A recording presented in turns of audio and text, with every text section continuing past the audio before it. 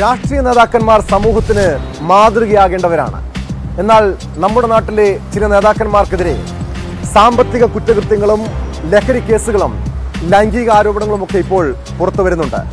കാസർഗോഡ് പ്രായപൂർത്തിയാകാത്ത ആൺകുട്ടിയെ ലഹരി നൽകി പീഡിപ്പിച്ച കേസിൽ മുസ്ലിം ലീഗ് നേതാവും പഞ്ചായത്ത് അംഗവുമായ മുഹമ്മദ് കുഞ്ഞി അറസ്റ്റിലായി.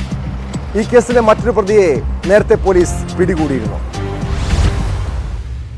പ്രായപൂർത്തിയാകാത്ത ആൺകുട്ടിയെ ലൈംഗികമായി പീഡിപ്പിച്ച കേസിലാണിപ്പോൾ മുസ്ലിം ലീഗ് നേതാവ് അറസ്റ്റിലായിരിക്കുന്നത്. മൂളിയാർ പഞ്ചായത്ത് മുസ്ലിം ലീഗ് മുൻ പ്രസിഡന്റും അതുപോലെ തന്നെ പഞ്ചായത്ത് അംഗവുമായ പൗവൽ സ്വദേശി SM മുഹമ്മദ് കുഞ്ഞിയെയാണ് ആദൂർ പോലീസ് അറസ്റ്റ് ചെയ്തത്. ഈ കുട്ടിയെ മയക്കുമരുന്ന് നൽകി പീഡിപ്പിച്ചു എന്ന പരാതിയിൽ പോക്സോ ആക്ട് പ്രകാരമാണ് ഇയാൾക്കെതിരെ കഴിഞ്ഞ മാസം കേസെടുത്തത്. ഈ സംഭവത്തിന് ശേഷം ഇയാൾ ഒളിവിൽ പോവുകയായിരുന്നു. കഴിഞ്ഞ ഏപ്രിൽ 11 രാത്രി 10:30 ഈ പീഡനം നടന്നത്. മുഹമ്മദ് കുഞ്ഞിയുടെ വീടിനടുത്തുള്ള ക്രഷറിൽ കൊണ്ടുപോയാണ് ഈ 14-കാരനെ പീഡിപ്പിച്ചതെന്നാണ് പരാതിയിൽ പറയുന്നത്. ഈ സംഭവത്തിൽ മുഹമ്മദ് കുഞ്ഞിയുടെ സുഹൃത്ത് പൗവൽ കോട്ടയ്ക്ക് സമീപത്തെ തൈസറിനെതിരെയും കേസെടുത്തിരുന്നു.